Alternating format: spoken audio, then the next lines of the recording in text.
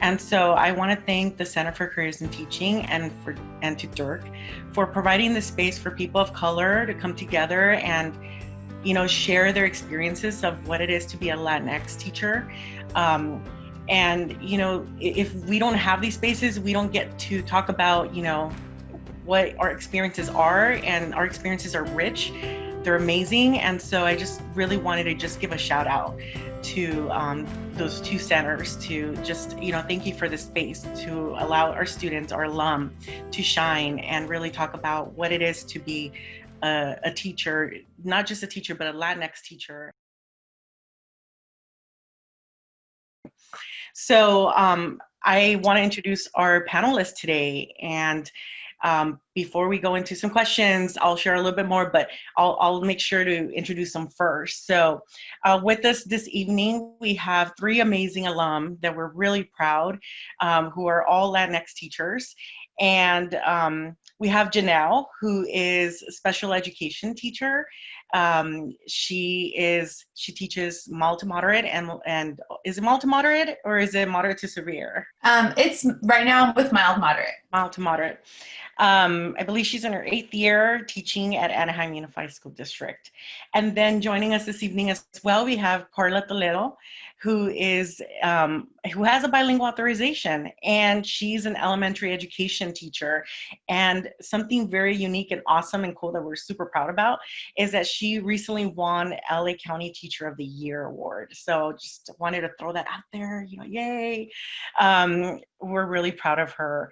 And Mark Vivian, who is just amazing. We go way back where he was one of our student assistants, and now he's a teacher. So we're really proud about Mark, and he teaches English.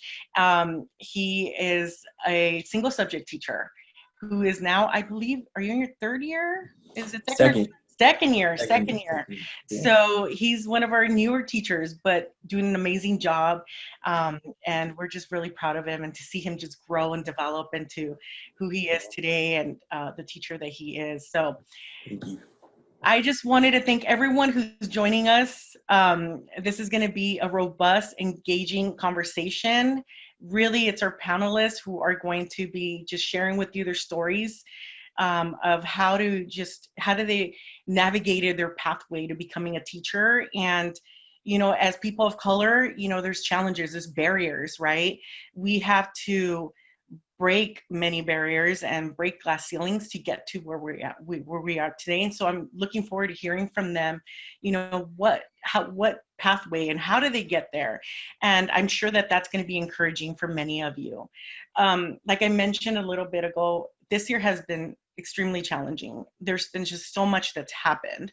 And we have experienced a lot of challenges as educators, and I'm looking forward to hearing from the panelists on, I'm sure that if you're thinking about going into teaching or you're close to becoming a teacher, I'm sure that maybe perhaps one of the concerns is how do you navigate all the complexities that are happening in the world right now and be able to teach children, be able to be a teacher.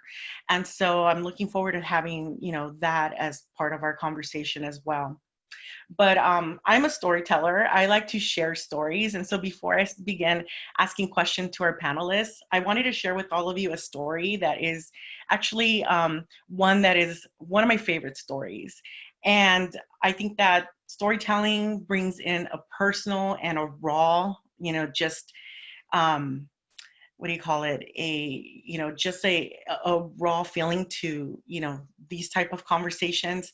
And so, as a college of education, we make sure that our students graduate and they complete their credential with a just, equitable, and inclusive education. And that's embedded not just in our framework, but in our curriculum and what our students learn in the classroom. And so the reason I bring that up is because, as a future teacher or as a teacher, that is what we want to exemplify in the classroom. We want to be anti-racist teachers.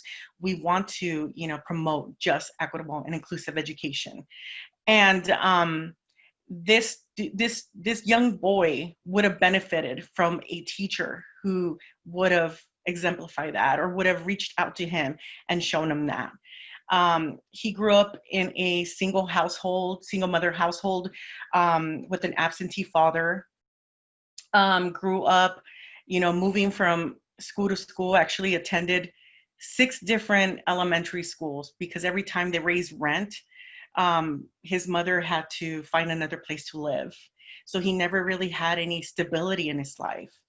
And, just never really met friends, kind of was an outcast, was bullied, and just kind of grew up feeling worthless, feeling like he wasn't worthy of an education, worthy of having friends. And this went on throughout his entire childhood. And what it did later on in the future was that it led him into trouble. And he started to ditch school as once he got to middle school, and started hanging out the wrong crowd, and unfortunately started doing drugs and doing a lot of bad things, and ended up getting arrested. So he ended up dropping out of high school, and ended up in prison for a couple of years. And it wasn't until later on in his life, when he did some self-exploration, met his wife, and got encouragement from his wife to go back to school, he got his GED. And throughout his new academic journey of trying to get some kind of higher education, he had to work full time, support his family, and just to be able to go to school. When he was at school, sometimes when he was in college, on college campus, they thought that he was a cholo. They thought that he was someone who didn't belong there. So he also faced discrimination on campus. Sometimes security guards would approach him and ask him, "Hey, what are you doing here?" But he studied hard, and he made sure never to cheat, because he wanted to prove to everyone who called him stupid that he wasn't, that he deserved to have a seat in a classroom, in a college environment, and pursue a higher education. So he ended up graduating with his bachelor's degree, working full time, supporting his family. He did it in 4.5 years. And how he did that was that he actually studied really hard to test out of his entire freshman year by taking what's called CLEP exams, where if you have enough knowledge of a specific subject area, you can test out of it. He worked 2 jobs and went to school. Well, today he has his teaching credential. He has his master's degree. He is helping his district in addressing the classroom to prison pipeline. That is his passion. He works in a very high need community where there's many needs, while there's also many strengths as well. And he's leveraging the strengths of his community, where his school is at, to be able to help and reach out to his students. 50% of his students are foster youth. So many of them do end up homeless once they age out, or they end up, falling into the prison system. And he's addressing that and making great changes. Well, that person is my husband, who I'm extremely proud of, who's taught me how to be a better educator, who's taught me how to be a just, equitable, and inclusive educator. Just when I thought I knew, understood it, and I knew what it was all about, he's shown me what that is. And if somebody that, would have reached out to him, would have been, understanding or listened to him, I think, he wouldn't have gone through everything that he's gone through. And so these conversations are really important for me, because I've seen the difference. He's gone from a GED to a master's degree, and maybe perhaps one day a doctoral degree, straight A student all the way through. And I think that, these are the stories that are necessary for us, that we need to hear. So that way we know that there's his name's Aaron, many Aarons out there, and they just need someone who reaches out to them. The reason he went into teaching was because the system failed him.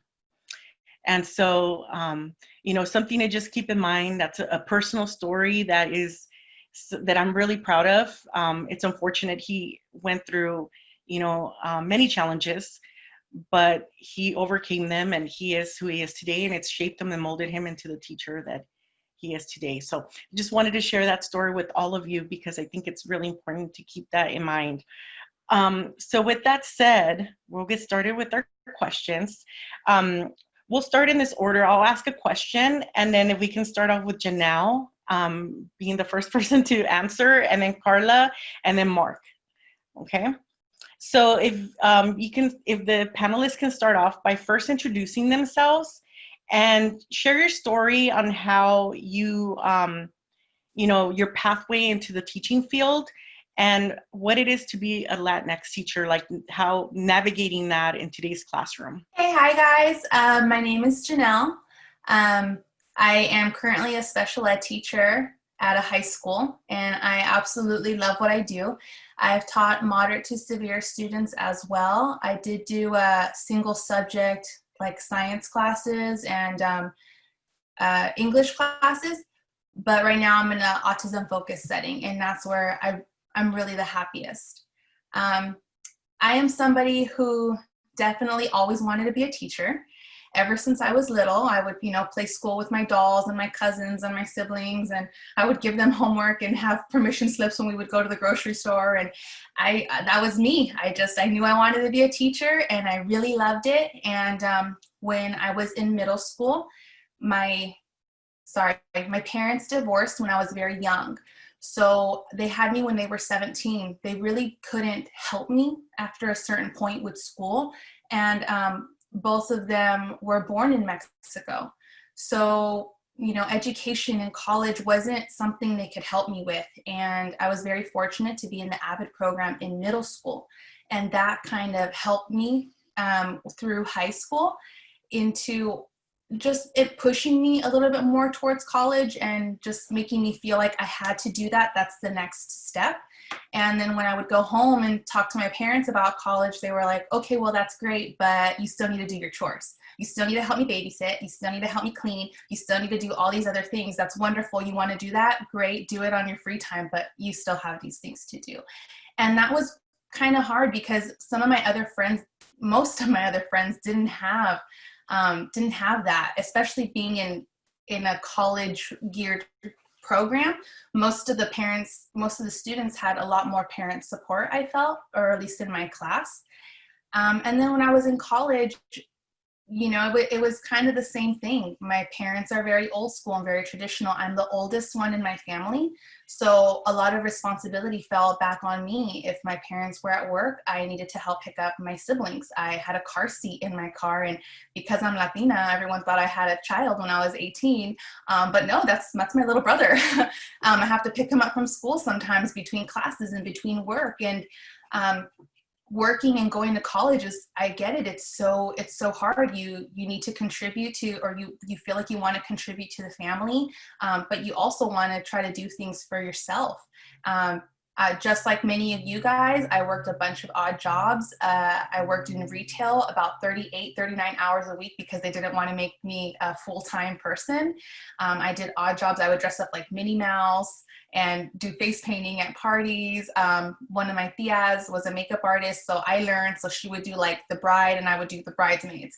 And anything I can try to do to try to make extra money that had a flexible schedule, because unlike some of my other friends, my family culture was so big, like it was tied into my identity, like helping out at home. It's something that it became second nature. Well, I want to hang out with my friends, but I know I have to do these other things to contribute to my household. And it left me feeling very tired, very alone. But at the same time, now that I'm teaching in high school, I do teach special ed, but I also coach. So I do get to interact with the gen ed population, and they do talk to me and they do tell me, I'm so stressed out. I can't make practice because my mom said I have to babysit. All right, that's cool, Mija. Why don't you just stay home, do your homework? We'll catch up on this later. And I feel like it does help me because it does allow me to have that empathy and understand where my students are and the needs that they have. And as well as being bilingual, I'm able to reach out to the parents a lot more. And especially during this time of online learning, it has been such an advantage to be able to speak the language and call home and explain to parents, what the program is, how their kids are supposed to be going to school. And I don't know. Did I answer the question? I'm so sorry. I kind of forgot. I hope I answered it. Is that good enough? Okay, sorry. Yeah. I love what I do, and if you guys have questions for me later, I'll be here. Thank you. Carla V. Hi, everybody. My name is Carla Toledo. Soy salvadoreña. I am from El Salvador. I came here many, many years ago. I didn't always know I wanted to be a teacher, but I developed it later on in life, the want to become a teacher. One of the things that impacted me and why I decided to do dual immersion was because in my kindergarten classroom, when I came from El Salvador, I didn't know any English at all. It was just Spanish. And I was reprimanded a lot for speaking Spanish, but I would tell the teacher, es que no te entiendo, no sé lo que estás diciendo. I don't know what you're saying. And when I got older, I asked my teachers, are there any Spanish teachers or somebody who can speak to me in Spanish? And I learned English, obviously, by the end of kinder.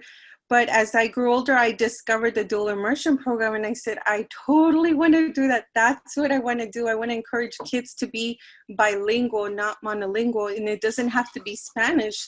It could be Mandarin, or our school has Mandarin and Spanish immersion and English mainstream classes. So being bilingual gives you a great advantage, and it was the greatest decision of my life to pursue BCLAD credential. So I wanted to become a teacher because I wanted to make sure that every student felt like they belonged in the classroom. And my sixth grade teacher, I grew up in Englewood, my sixth grade teacher, she was very motivating. I grew up in a poverty-stricken home, and she gave me this journal to write anything to her.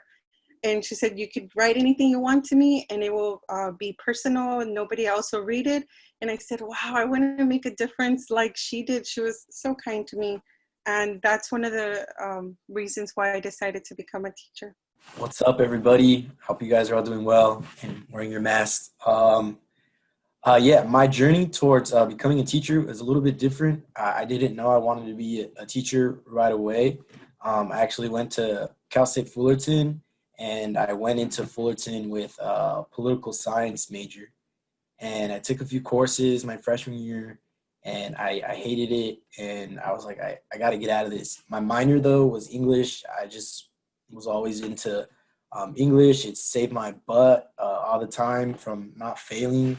It even helped me even in college, like when I wasn't an English major, all my papers are the only things that saved me.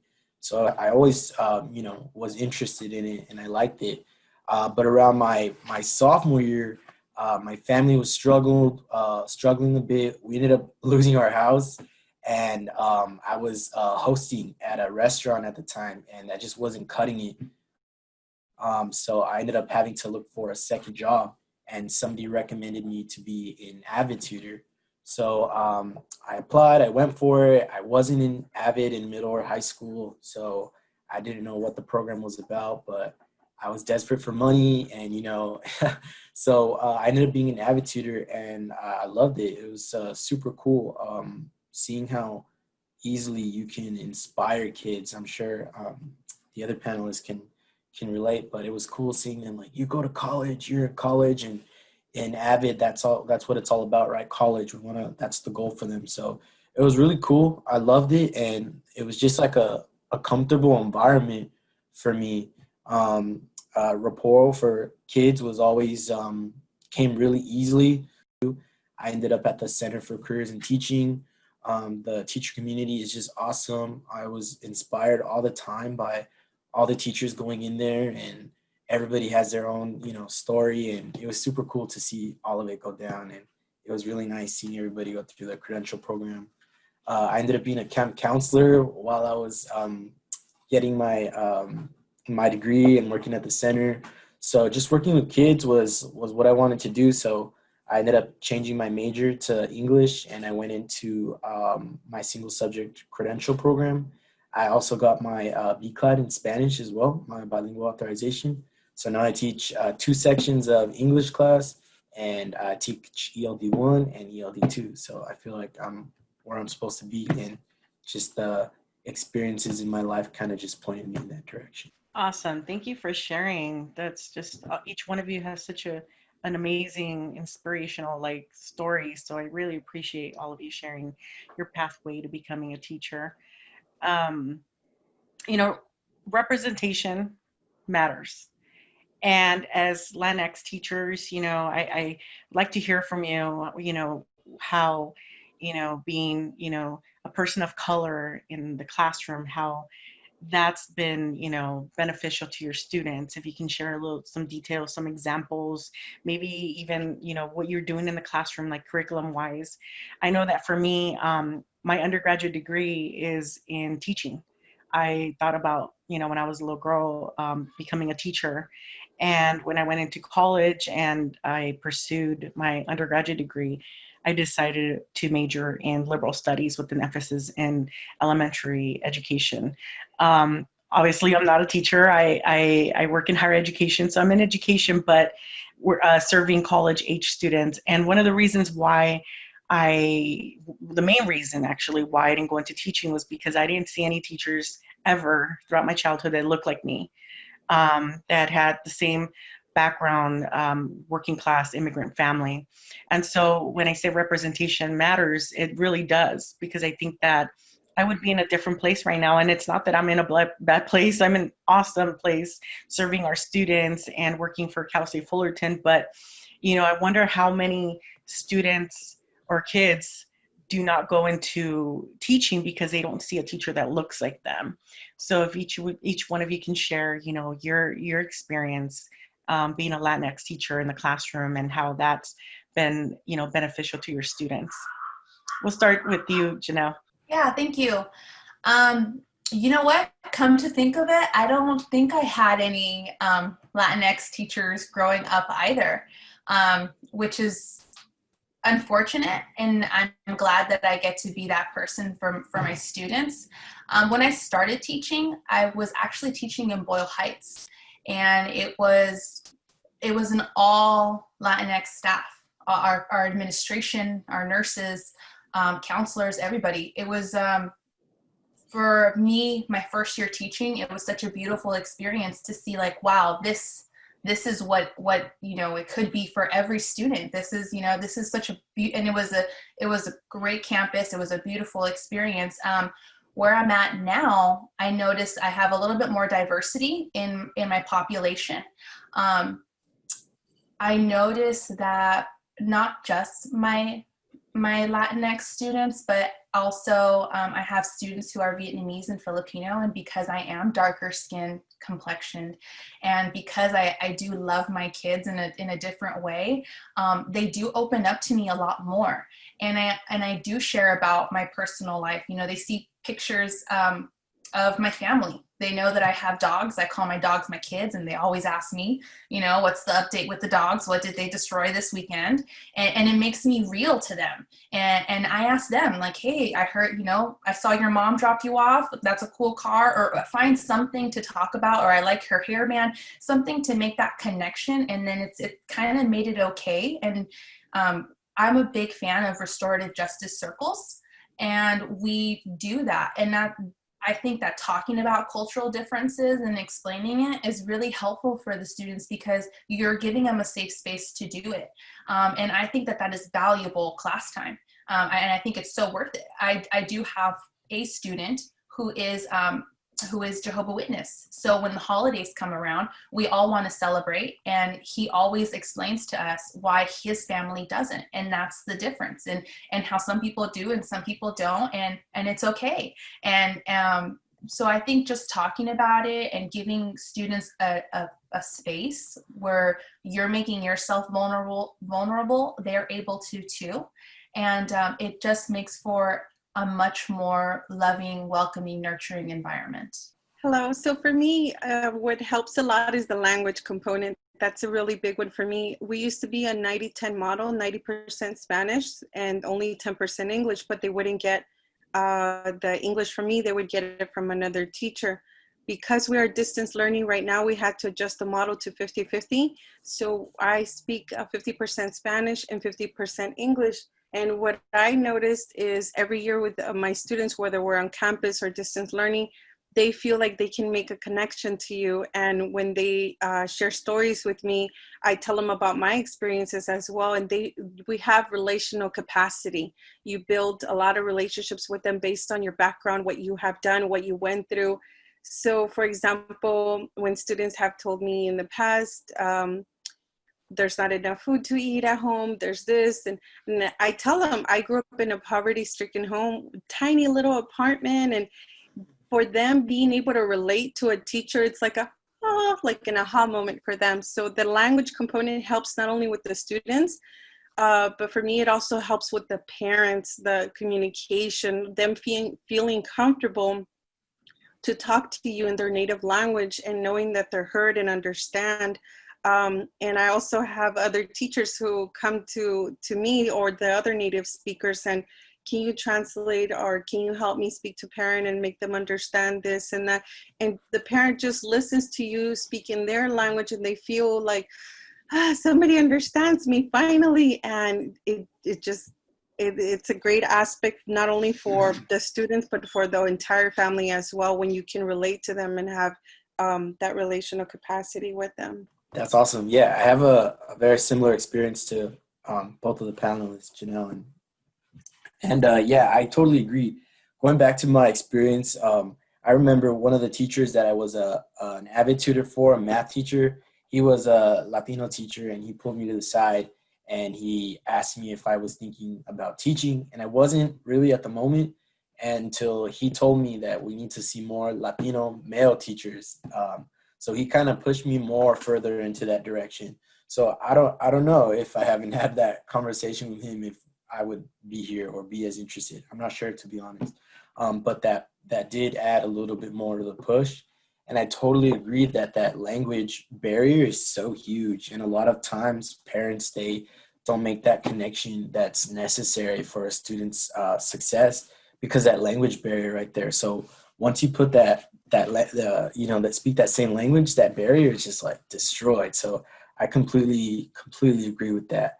And it's super cool because I teach in the Inland Empire, and majority of my students are Latinx as well. And it was very different. I did my student teaching in Corona, Norco, very different demographics, and I love both. I love both experiences, but that connection that I have with students who share my culture, my language, similar backgrounds, similar experiences, that's unbeatable. And as much as I love, Corona Norco, we don't share the same experiences, which isn't a bad thing, but it just helps make that connection and that rapport so much better. So yeah, it's important, and they see that. They know either consciously or subconsciously. They know when they see someone like them up there, and I'm sure my other teachers would agree. So this question is about challenges. If you can share with us like some of the challenges you've experienced, just being a new teacher, or even, a veteran teacher, just like, if you can share with our audience, some of those, challenges that you've experienced as a Latinx teacher, and then successes as well. We want to hear that for sure. I know that's always encouraging for our students to hear. Yeah. You know what? I have, it's kind of sad, and I guess I don't like to share it, but when I started at my new school, it was my very, very first day, and it was in the middle of the semester when I moved, and the staff was predominantly white. And I sat in a staff meeting, or I was walking into like one of the rooms because they had us break out for our meeting. And, I saw this table and there was two ladies sitting there, and I said, "Hey, can I sit here?" And I like made me feel like I was in high school or middle school all over again. And both these ladies were they're like, "Oh, if you must." And it just made me feel uncomfortable. I know those ladies now and they're so nice, but being a new teacher and coming into that kind of setting, my guard did feel up. I did feel very vulnerable being in that room. I was the only Latina at all. Like there was nobody else of color. And so it was intimidating. But you know what? I made my presence known. I'm on my third year there, and I showed them how strong I am. I have worked with some very high profile cases with students. And I also took over a cheer program that was not really there, and we started a booster program. This team got to go to camp for free, which anybody who knows anything about cheer knows that parents will pay about $2,000 a year for their child to be a part of that. And I was able to find ways for my students to do it for $300. And especially for my, Latinx students, all of my culturally diverse students, where we're working, my students don't have that money. So being able to provide that other service that wasn't just during school time, but after school has been huge. And now I feel like my staff sees me and they're just like, oh, okay, like, yeah, you're a special ed teacher, but we also see you at all the football games, and we also see you at the car washes, and we see you doing this and we see you doing that. So my advice to everybody is that even when you do feel small or you feel like things are against you, and just take a deep breath and realize that that's your moment to shine and to prove to everybody and to prove it to yourself more than anything that you can do it. You can do anything that you really set your mind to. Hello. My greatest challenge that I faced as a teacher was when I started teaching.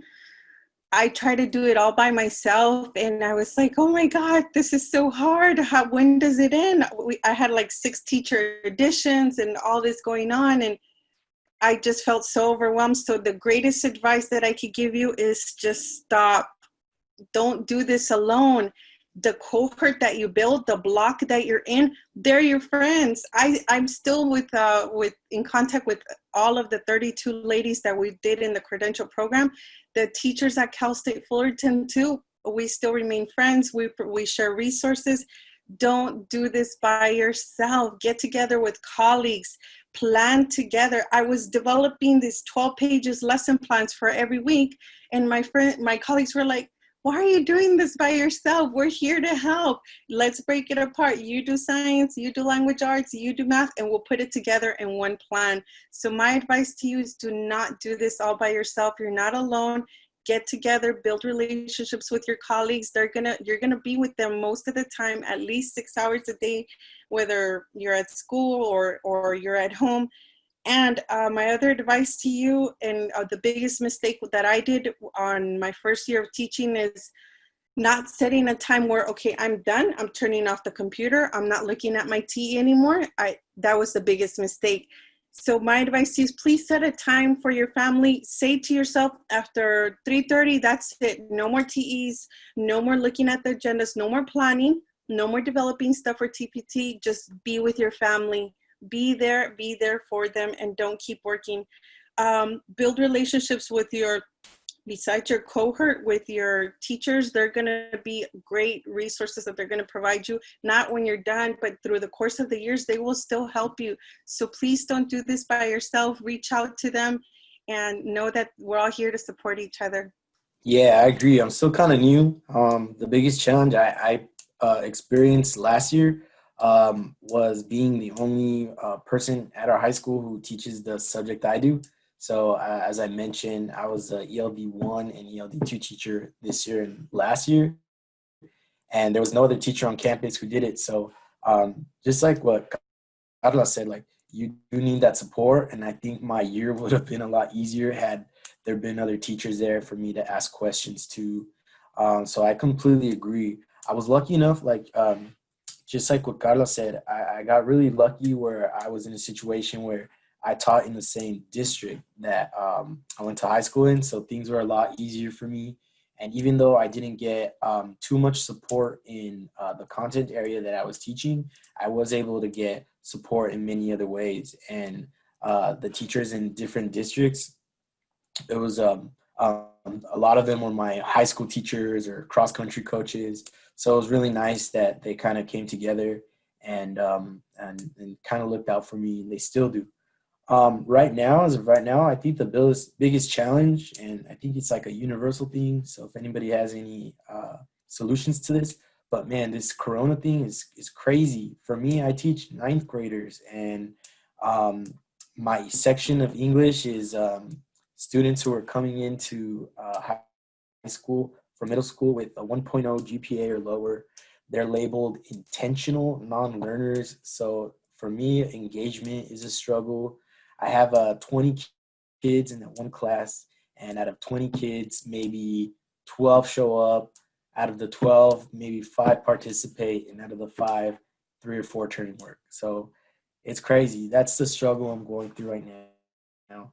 Luckily, I do teach ELD, and just like many of you know, ELD kids, they're warriors. They're academic warriors. So my English kids, they're not doing so great, but my ELD kids, they liven me up, and they want to learn, and they're awesome. So try to find, I guess, some mid ground in all of this, I would say. Thank you. Each one of you touched on, wellness, how, some best practices on how to, take care of yourselves, and like some, just kind of some rules that you've set, to help you navigate, just the challenges that come with being a Latinx teacher, just being a teacher. I know being married to one, burnout and compassion fatigue is real. I see it almost on a daily basis at home, and it can happen to anyone. Definitely happens to anyone in a service provider type of human services position. We have an excellent question that one of our audience members asked, and it's kind of relating to the topic that we're on right now. Their question is, "Hi everyone. Teachers who are part of our Latinx community are some of the most committed educators out there. How are you all as professionals able to create a balance between a job that is so emotionally and mentally demanding when working from home? And how are you all coming up with new ways to serve students in such a difficult environment?" Janelle, we can get started. That's a tough one. That's a really tough one because I really struggle with that. I don't know when to turn it off sometimes. And that is, I need to work on that. When we all went online, I was so concerned about my students and how are they going to connect and how are they going to socialize. So there's a kind of like the Remind app or Class Dojo. It's called the Band app. And my students use it like a classroom Instagram. And that thing is always beeping. And of course I'm monitoring, making sure everything's staying school appropriate, but they're, texting each other, "Hey, jump on, let's all play this video game together." And, which is cool. And I hear that, I hear it beeping, but I can silence that. I guess what I struggle more with is when parents are reaching out to me, especially during this time. They're working too. So their hours aren't my hours. And when they're available to talk or for me to walk them through something to teach their student, it's after my working hours. So right now we're kind of in a really weird situation. But what I do try to do is I do try to take moments for myself. I'm usually an early riser. I have 2 large chocolate labs that I love very, very much. And they're going to be so sad when I go back, because right now that's what we do for mental health is I walk them. I leave my cell phone at home, so I have no technology. Even if they're trying to call me, they're not going to get a hold of me. And I take my dogs for a walk before school just to clear my head. During lunch, so I can stretch my legs and not look at a screen. And then right after school, I take them again, just so I can like let go and take a little break before I come back to the computer again. But I mean, there's so many things that you can do. You just have to kind of find the right one for you and work on creating those healthy boundaries. I have 2 answers for support. I offer support in many different ways to students that are having a difficult time. It is definitely a challenging year, more than we thought. I have a lot of tiny little people, little adorable kindergartners in my class, and for them being in front of a computer for 6 hours, yes, it is extremely challenging. I give them as many breaks as I feel they need. But one of the things that I noticed work really well for me for distance learning was doing what I call check-ins in their private conversations, where I meet with the student like in a breakout session. And I meet with the student and also with the parent if they're available, or a family member if they're available. And I ask them, what are you struggling with emotionally, academically? Tell me how I can help you.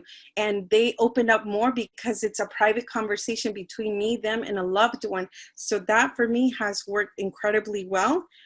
They're like mini conferences. It's not a lot of time. It's just like 8 minutes long, but it's worked really well. Breakout sessions for distance learning, because sometimes they just want to talk, and I can't have all 36-year-olds talking at once. But when they're with me on this time, I let them say anything they want to talk to me about, and they feel really good that they're heard. How do I separate? Well, for me, I have a time limit. I do bring some work home, I do, but after 4 p.m., that's it. I'm not going to do any more work. And just like Janelle, I am a morning person too. I get up super early because I like doing a lot of stuff in the morning, but I won't do any work after 4 p.m. I will save it till the next day, and I wake up really early, so I get a lot of my stuff done in the morning. Exercising. Sometimes, even though there's a lot of things to do, I still set some time. And of course, my watch reminds me, get up, do something, move, lady.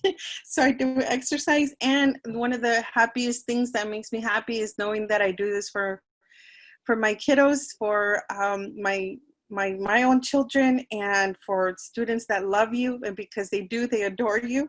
Set some family time every day, please, even if it's just reading a book to your child or spending some time with your mom. Set family time so that you don't start to suffer that burnout. Otherwise, you feel like, well, why am I doing all of this for, if not for my family? Yeah, I totally agree with what they both said. Yeah, I do little things here and there as well to help my mental and physical health. One of the things that I do that Janelle mentioned was I walk my dog all the time too, any chance I get in the morning during a prep period in between meetings. It really helps, and just getting active and getting out of the environment. I was going crazy when this first started. I'm eating dinner, I'm grading, I'm teaching in this same area all day. So I was going crazy for a little bit, but you got to do things. And then I also do what Carla does as well.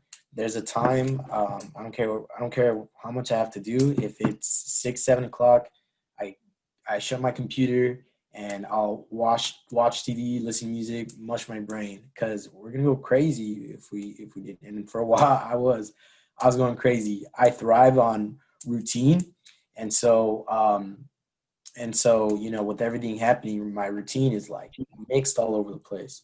So that's something that I did. I just had to find my routine, and I had to kind of get into the groove of things again. And I'm happy to say that I have found my groove, and the kids have too.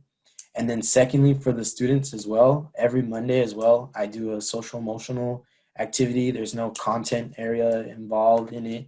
And you got to check in with them as well. And whatever questions that I give them for that Monday, I make sure that I answer those questions as well. And we share we share our responses anonymously. And I think that's really important, because when one kid feels something, I think it's important to see that maybe someone else is struggling with a similar situation as well. So I do share responses, and they're anonymous, but I also try to do we end every Monday with a positive quote, and it's super cool to see like what the kids have to say to each other, and it's really nice to see that they actually care, and the things they say, you're like shocked. You're like, oh man, I didn't know you were capable of saying such nice things. So it's really cool to have that. But that's what I do. That's what I do for myself, and then that's what I do for the students, for us to not go crazy. Thank you for sharing. I think that each one of you brought up like some really good, best practices on how to take care of yourself, your mental health. I think that's priority, regardless of position or, right now, especially during this time where we're kind of cooped up, and we need to for our own health, like, and the health of others. It's still challenging, and someone in the audience asked, like, how do you deal with burnout? And as someone who provides support to students in this area, I always tell students, just, you're responsible for your own mental health. We're here to provide that service for you, but you're responsible to be proactive. And as soon as you start feeling stress and anxiety start to creep in, ask for help, ask, to be connected to resources. And if you're a student, you have access to on-campus mental health, services. And that's all telehealth right now because of the pandemic. But there's many resources out there. And, someone who provides, crisis management, as someone who provides, I now help students navigate complex issues. And especially right now during this time, my case management has definitely doubled. I've had to take care of my own mental health and get help as well. That is something that providers are right now are having to do. And, it's in order for us to combat that compassion fatigue, the burnout, the post, the trauma, this post-secondary stress, everything that we experience from hearing, how our students are just dealing with challenges right now. We also need to take care of ourselves. And the image I get that comes to mind is like, if you've ever flown before in the past, when they have the, oxygen mask, they always instruct to first put on the oxygen mask, first put it on yourself before you assist someone else. Because if we can't take care of ourselves, we won't be able to take care of others. And so mental health, especially right now, is very, very important. So, I love to, sorry to bring my husband up again, but I think that when it comes to wellness and mental health, he's someone who I would call like an expert, who I look up to. Before the pandemic, he would go out for massages. We actually threw barbecues over at our home once a month, where his teacher colleagues would come over and we'd have carne asada and, just drinks and stuff, and just kind of vent and just have time together, a fellowship. And that was always really helpful. But now with, the pandemic, we haven't been able to do that. And they've done like virtual happy hour, which has been super helpful for them. They're still able to have, that connection outside of work and talk about things that they have, things that they have in common. And, he is someone that competes in different type of martial arts. And he actually does like 4 different type of martial arts. And I've asked him like, why so many? And, how come this is so great? And, he said something that really motivated me to look for something, not martial arts related, maybe one day in the future, but for me to find something that I can make a hobby or create, just distract me. But he said that when he's doing his Brazilian jiu-jitsu or judo, whatever it is, that he's able to forget about everything around him, including his own family, including his own wife and his son. He's able to put that aside and just focus on, in that, beating his opponent or learning a new move or whatever. And I think that's incredible to be able to separate that, because as a mother, I don't know if I can. I'm always thinking about my son. Is he okay? What is he up to? When we're not together, or even when we are, like, what can I do better? How can I be a better mom? Or is he, meeting all his milestones and everything? I have a little toddler. And I think that that's incredible that he's been able to find something that he can compartmentalize and remove himself from everything that, just like Janelle said, her walk with her dogs and she leaves her cell phone, I think that we all need to find our own Brazilian Jiu-Jitsu. We all need to find something that can help us compartmentalize and put everything aside. And it's just us and that hobby or whatever that passion is, something that can help us just be able to forget for a bit, the everyday challenges and all of our worries and, stresses and anxieties, and that'll help us with their mental health. So I wanted to make sure to put that out there. I like the comment that Carla posted. As a teacher, the workload never ends. Set a time every day to stop and enjoy your family. That is extremely important. And, just especially right now during this time, we're all together, right? We're all together, but it can get a little too much sometimes. But still, we just need to really not take that for granted and enjoy one another and really make it a quality time It's not just about the quantity, but the quality time. So thank you for that. Thank you everyone for sharing. We do have another question from an audience member. And it's, how do you deal with diversity among the students in your classroom? I believe that each one of you kind of shared a little bit, but if you can go more in detail on how, each one of you deal with diversity in the classroom. So actually this year, and my students reminded me, we're so sad, but usually right before Thanksgiving, my program and the LHS program that they're across the way from us, we usually do like a fall harvest, and the students potluck it. They make different cultural dishes, and sometimes they're assigned to them. So we wrap in like our daily living skills and our math with measuring and, writing down the recipe. We link it into all the core subjects, right? But we want to have fun too. And we want them, what better way to have fun than to gather around food? I mean, we all love food. My kids love to eat. I love to eat. Anytime they go on vacation, I tell them Miss Okenda loves fridge magnets and any snacks. Bring me snacks. And so we assign different foods for them to make, and they learn about it, and then they present, and then we get to eat it and partake. And sometimes they choose to make a dish from their own home, or a preferred dish. And it's a lot of fun. It's a lot of fun. You learn about them differently. They learn about each other. They learn, oh, I like that too. And so they have this common interest where they can start to build conversations off of. So it's really cool. And my kids did tell me, they're like, we're not going to do our Harvest Fest. And I was like, I know, when we go back, I'll make it up to you guys. We'll do it in January or whenever we can get together. And those things mean something to them, and they look forward to it. I need to figure out a way to, because I only have that in first semester, which is great because it's at the beginning of the year and we're all still getting to know each other, but I need to find a way to do something similar in the end of the year where we can kind of do a big culminating project like that. But it's a lot of fun. In the classroom, it was a lot easier to do a lot of activities for students to express their diversity and participate in different things. But now that we're teaching virtually, I have tried to adapt it as best as I can.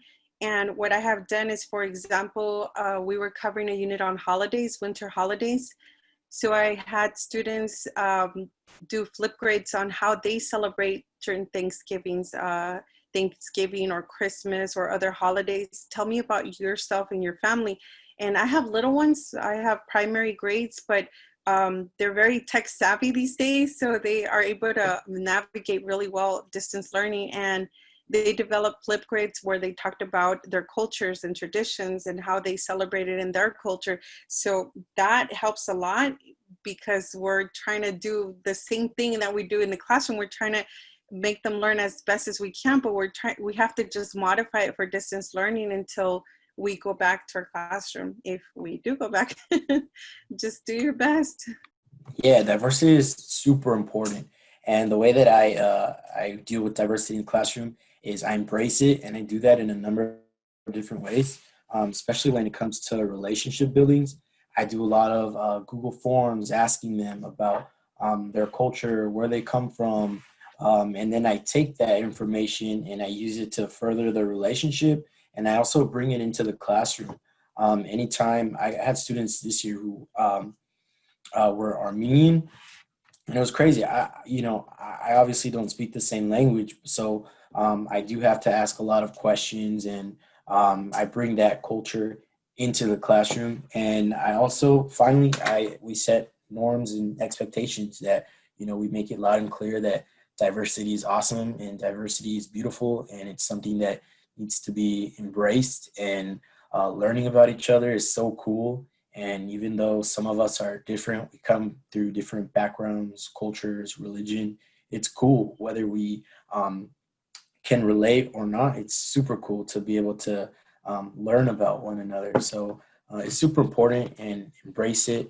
And I especially this year, I learned a lot because I didn't have any students that weren't Latino or Latinx from last year. So this year, I'm learning a lot. So always just learn about them, learn about their culture. It builds trust, and they'll be more inclined to participate, to talk to you when they have an issue. And yeah, it's super important. Thank you. If all of you can share like what keeps you motivated to keep doing what you're doing every day. We talked about burnout and all that and how you address it, but what keeps you motivated? And then what also, requires the most energy from you as well? I actually had a moment on Monday.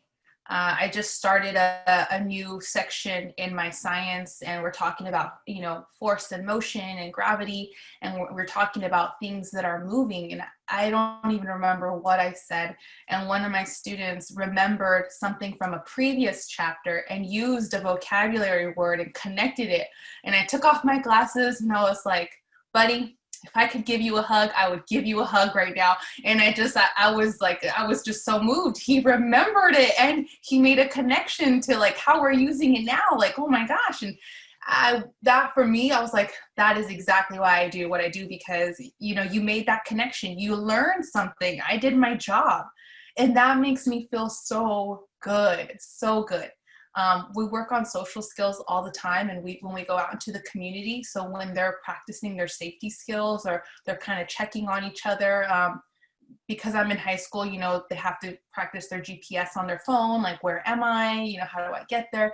So when they learn those things that are functional outside of the classroom too, and I see them doing it, like I see them make their own purchase at McDonald's, like they ordered by themselves, they got the right change, like they waited, they knew not to be like this close to the person that was in front of them. Like, I'm like, yes, they're getting it. And it just makes you feel so good. Outside of the classroom too, with coaching or with other students that I do interact with, I try to mentor students as best as I can. They, students do look up to you and they make connections with you, for different reasons. And when a student invites me to a choir recital or dance when they did their thing, or a water polo game, I show up. And they're so happy, and it makes me feel good. Even though I wanted to go home early, me being there, it's hard to get there, but when I'm there, I don't want to leave, because that feeling of just being that person for them when somebody else couldn't be there, it makes me want to go back the next day. And it's really, really rewarding. Was that it? Did I get it? And then what requires a lot of energy from you? What requires a lot of energy? I feel I'm a very patient person, but where I use up most of my energy is actually with other adults. And people tell me all the time, wow, you're a special ed teacher and you must be the most patient person. And I am. I think I am with my students. But with my typical coworkers, I'm like, that's for me, that's the hardest part. It is being able to work with my instructional assistants, like managing adults. That takes the most energy out of me, and that is the hardest. As a first-year teacher, I would say setting up your curriculum. No year is ever going to be as hard as your first year. That's always the toughest. But then after you've got that down, you're just kind of fine-tuning it. And it's all the other things that, for me right now, it's instructional assistants and managing other adults.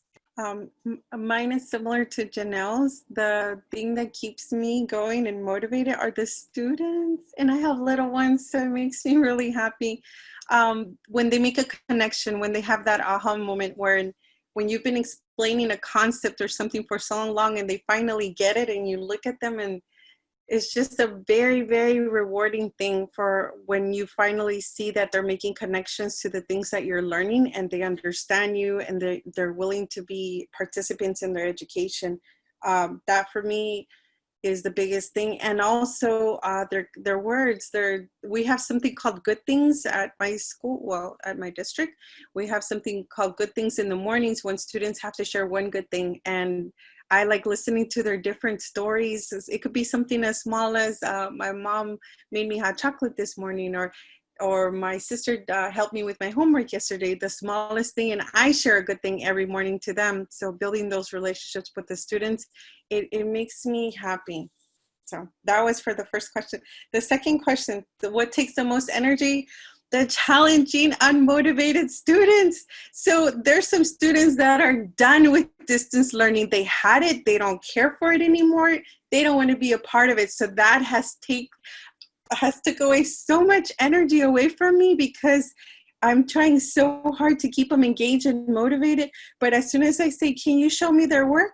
Can you show me your work? They hit the I'm gone button. They leave the Google Meets, and I'm like, So then I have to contact the parent. Can you help your child get back in? They come back in, and it's just, that for me has been so challenging with the distance learning, trying to help the students who are done being at home, who are depressed and sad, and tell you, I just want to go to school. I want to be there. I'm tired of being in front of my tablet or Chromebook.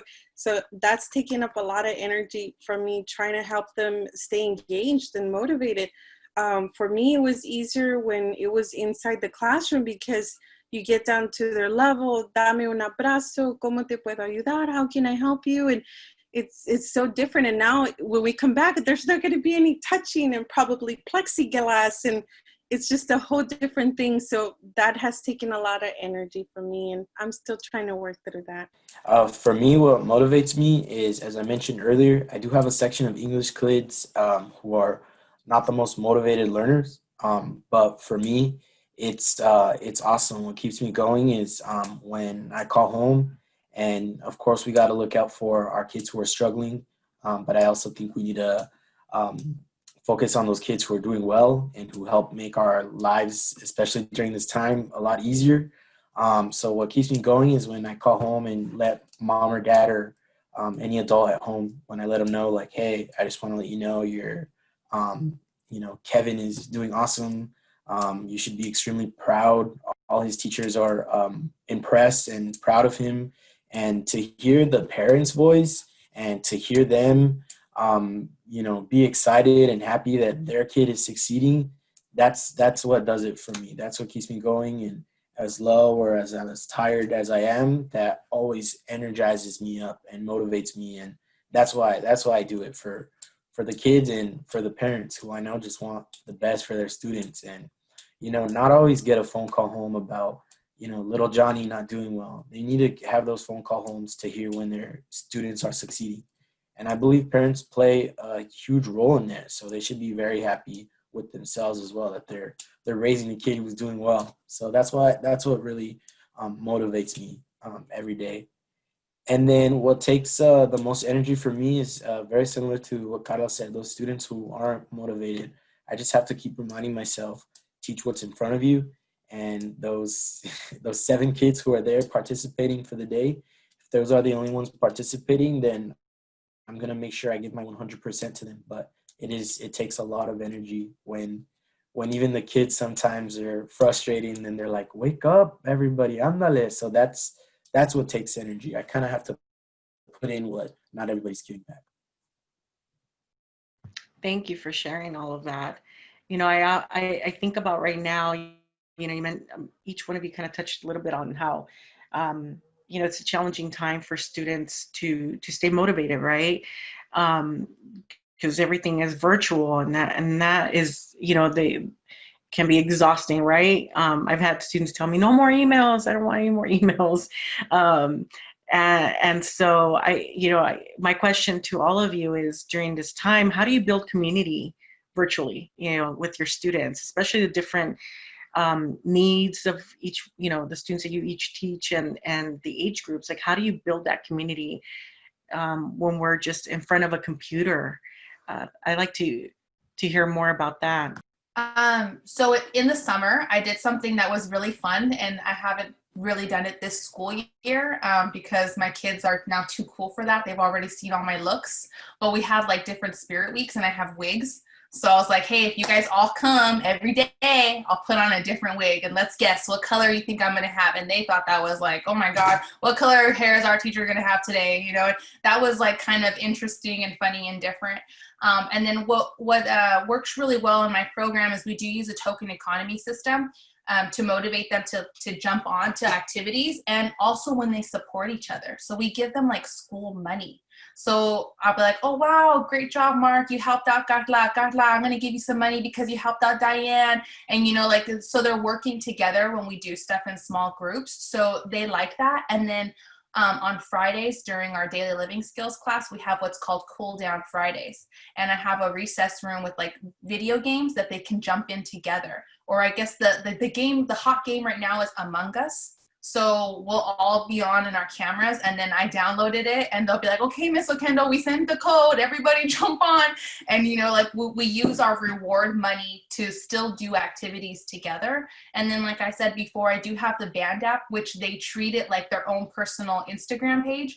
And, you know, they'll post, hey guys, you know, check out, I just got the PS5, who wants to play Warcraft? Or I don't know what they're playing. But I know that they're talking, and you know, sometimes I'll post a picture, oh look, these are my dogs, this is their Halloween costume. And so we're still trying to connect as best as we can, and it's a safe platform. I do have some of the parents on there so they can see, you know, what the kids are doing. But we just got to try to sprinkle in fun where we can, I think. For me, as I mentioned before, one of the things that we do every morning school-wide, we started off by saying good things, just helping build that community through good things, sharing something good in these difficult, horrible times that we're living. We try to focus on positive aspects, some things that are working, and we start our mornings off right that way. I asked the students what is their, like, for example, what is their favorite song? And every day in the morning as they're coming in, I'm playing their favorite song, and they get to talk about it, why it's their favorite song. I have them give affirmations to each other. That is one of the biggest ones that has helped us build community. So, for example, they give in Spanish we call them elogios. So they unmute themselves and they give a compliment and affirmation to a friend. I like how you helped me last time in small group. Just something small like that, because they want to interact with their peers, but they can't in a virtual setting. So that's a way that I'm trying to throw in that community connection aspect with them. Spirit Week, just like Janelle mentioned too, we have like college shirt days where of course I wear my Cal State Fullerton shirt, and they all wear their college shirt days, and we have parents also wear them too, and if they want to participate, they get in there and photobomb us too, and we take a picture, a group picture. We also have bring objects to class day, like for the little ones, we'll have them bring a stuffed animal and they get to talk about it, share things that they want to about that. And for Fridays, we have Fun Fridays activities throughout the course of the day for students. Very cool. For me, for our classes, every single day, every class, first 10 minutes of class, I have like a question that I have, and those 10 minutes are for us to get to know each other. But it's also my little way of giving people time to come into class, because we don't have enough time to go between classes. But yeah, so I'll have a question, and every day before class, 10 minutes, we talk about anything we want. And it's cool because, like I mentioned, we're getting to know each other. Another thing I do is I do a lot of group work and breakout rooms as well. And I think that really helps with building community and building trust, and it helps them kind of come out of their shells on a smaller audience when they're in breakout rooms versus talking in front of the whole class. Maybe you'll talk in front of a group of 3 or 4. So that's how I build community in class. Thank you. And we have another question from an audience member. Let me see if I can pull it up. It asks, what would you say is a way to teach, like when they're doing something wrong, behavior-wise? How do you address that? All right, this is right up my alley. I am a SPED person, and behaviors are what I do. I love my kids. Every year I always get someone who throws trash cans, loves to throw trash cans, or wants to break a Chromebook, doesn't want to sit down, likes to talk back.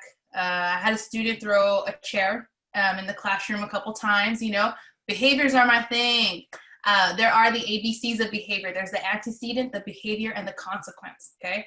So we always see the behavior, and we're like, oh my gosh, this kid won't sit still. The kid won't sit still. Well, what happened before? What happened before you noticed that the kid couldn't sit still? Did the kid ask you to go to the restroom and you said, not right now, wait till later? And then they weren't sitting still? You know, so look at what's happening before that behavior, and then also look at what's happening after the consequence. Is it a bad consequence or is it a good consequence? For example, you have a lot of students who talk out of turn, right? Or talking back to the teacher, and then the students are, oh, dang, they burned you, right? So they're getting praise. They're getting praise from their peers. So what our jobs are as educators are to find out what is it that kid is looking for with that behavior. So kind of dissect it and then give it to them in a positive way. For me, what I do when it's a severe behavior, I have a private Google Meet specifically for that. And I tell the student, can you join me in our private Google Meets? And I address the issue, whatever it is that's actually happening. And it's usually something going on at home. A brother's messing with him or her. Somebody took some materials from that child, or some situation at home. So it is difficult as a distance learning teacher trying to solve something that's happening at home.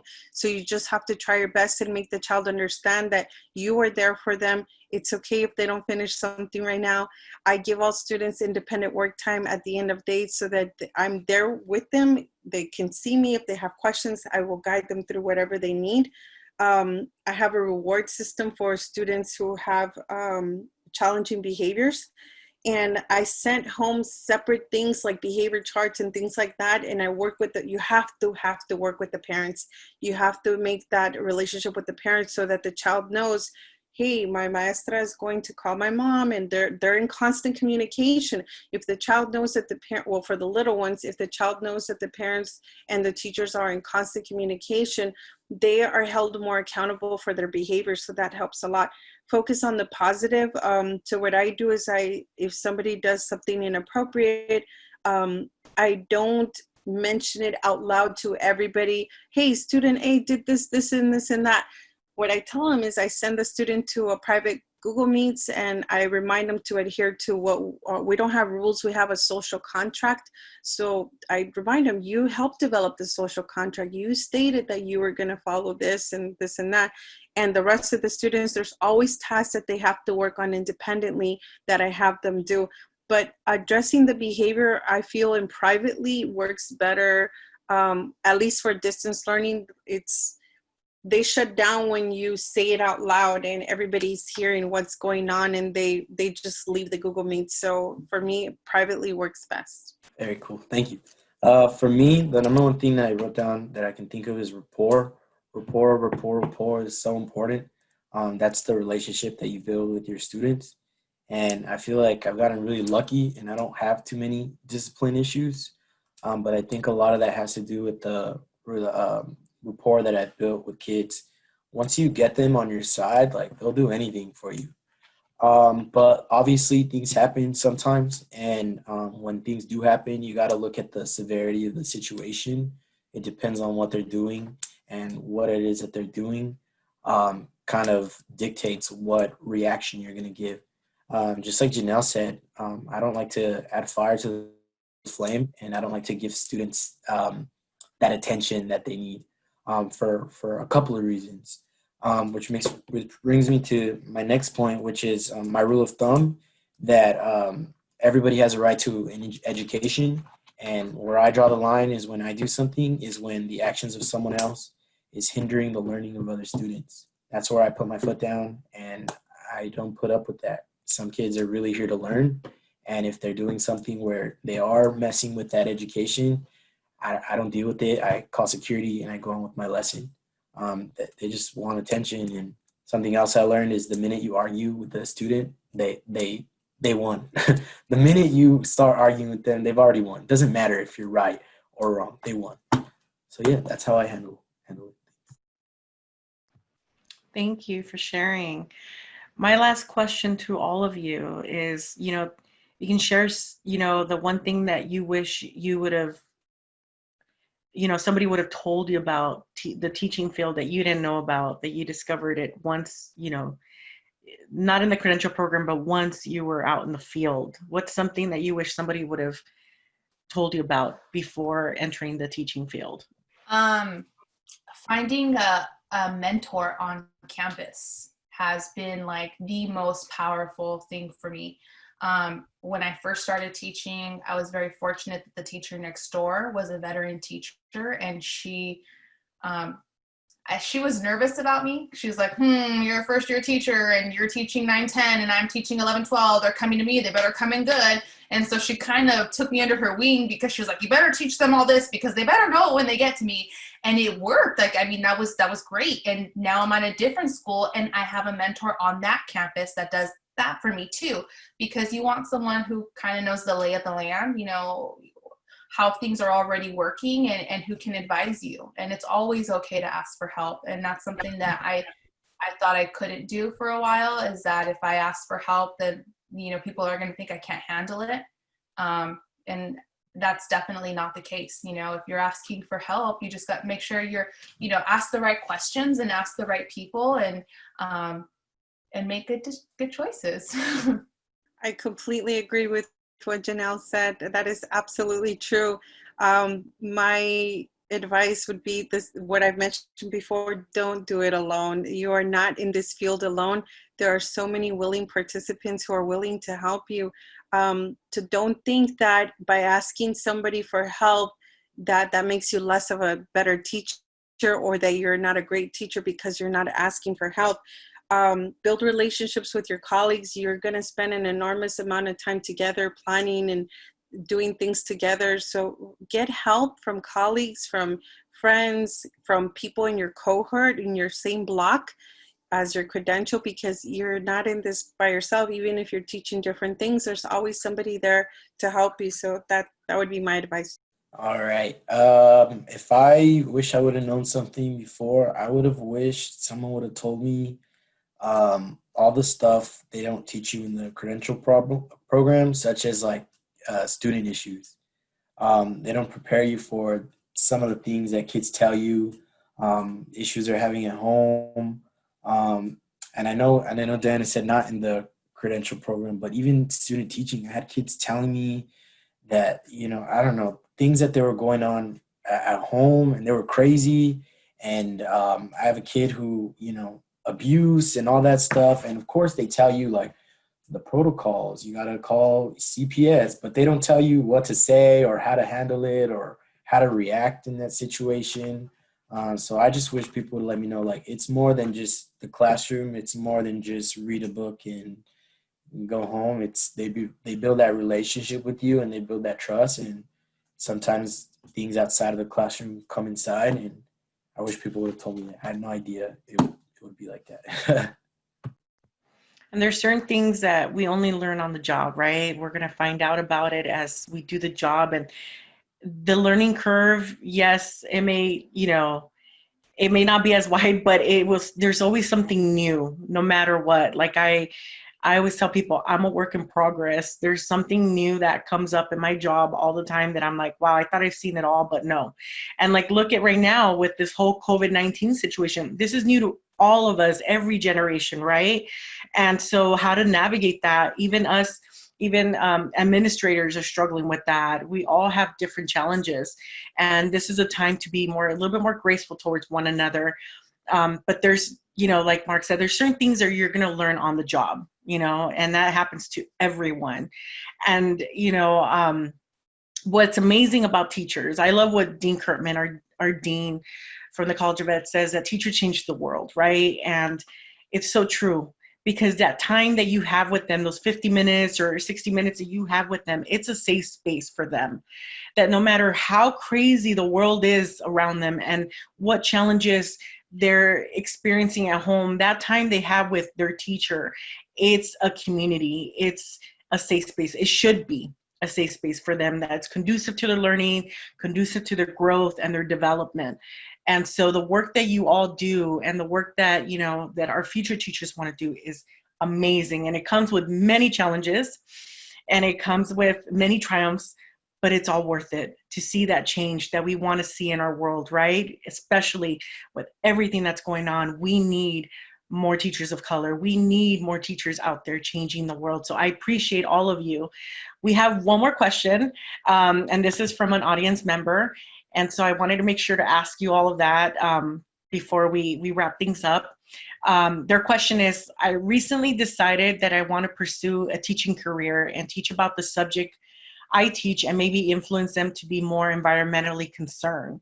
How do you make teaching fun for your students or try to make it more interesting and have them engage more and actually enjoy it?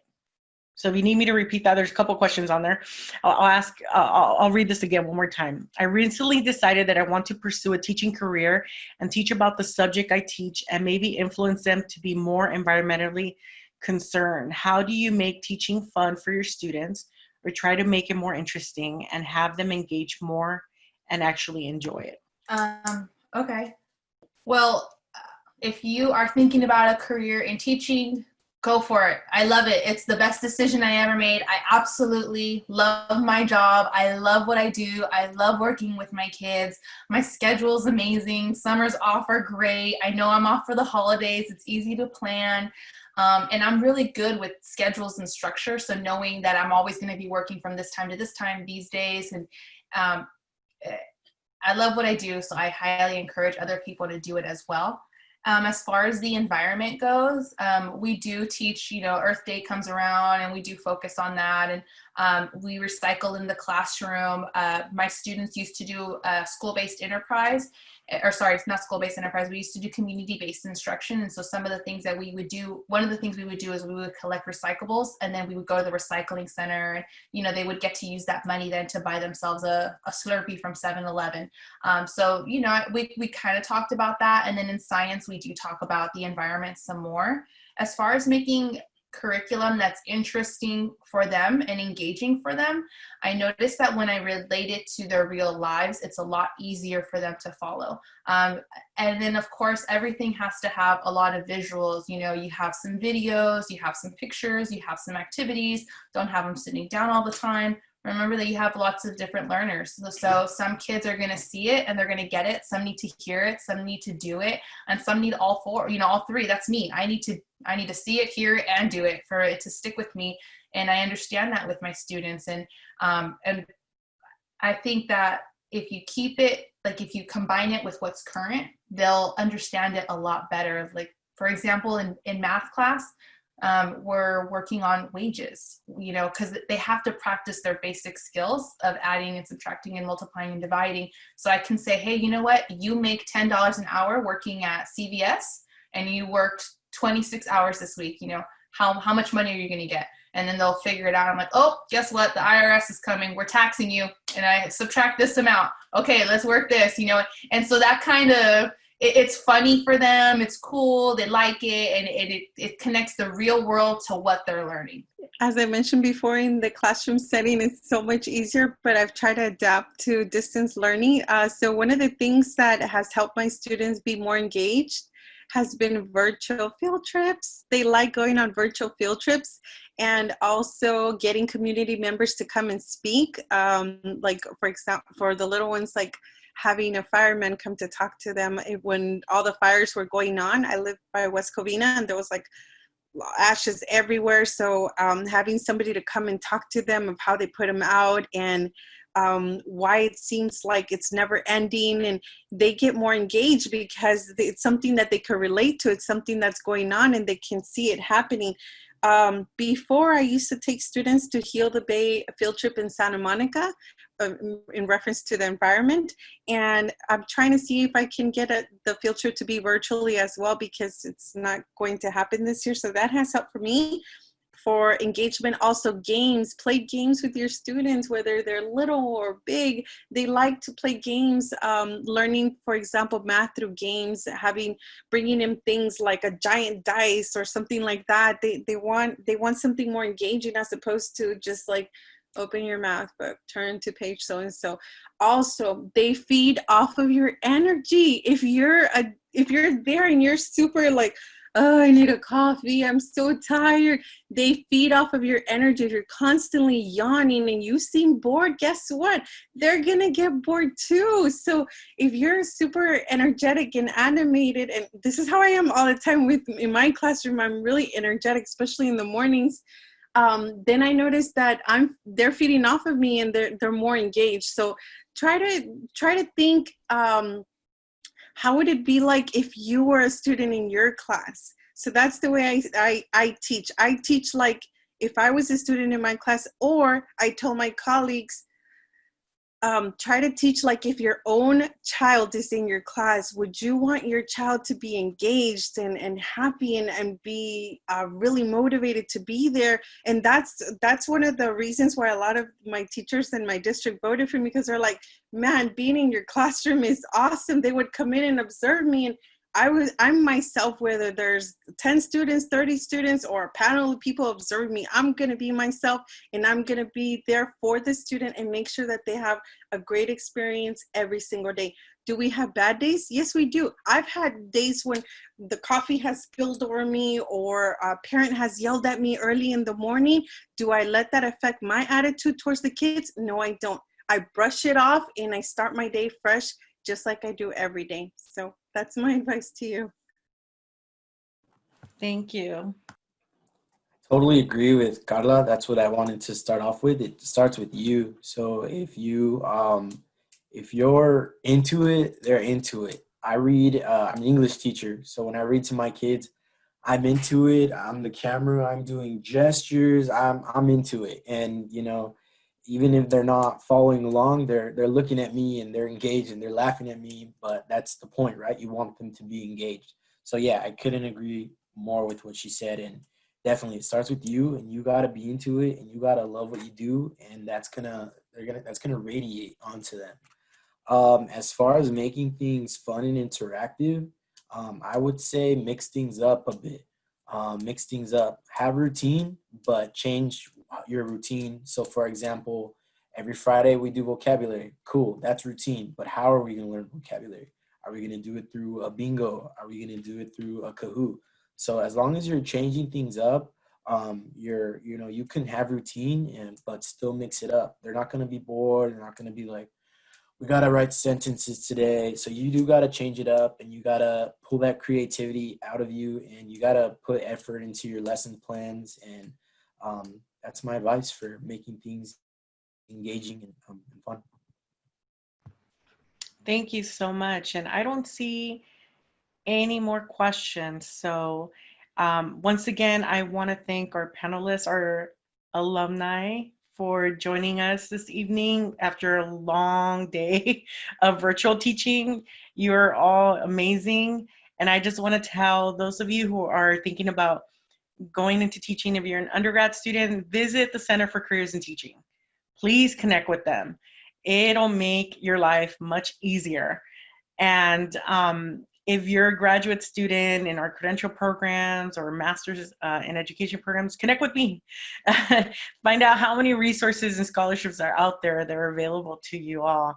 So thank you to our panelists. Thank you to Dirk, and thank you to Heather and Amy and the Center for Careers in Teaching for putting this amazing, and Nate for being our DJ, and just helping us with all the technology stuff. But thank you to everyone for, just like I said, providing the space for people of color to be able to share their stories. And you all matter. And if you feel like, I don't know if this is for me, if you're still thinking about that, I'll tell you this, you are worth it. You are worthy of that space, of having your own classroom one day.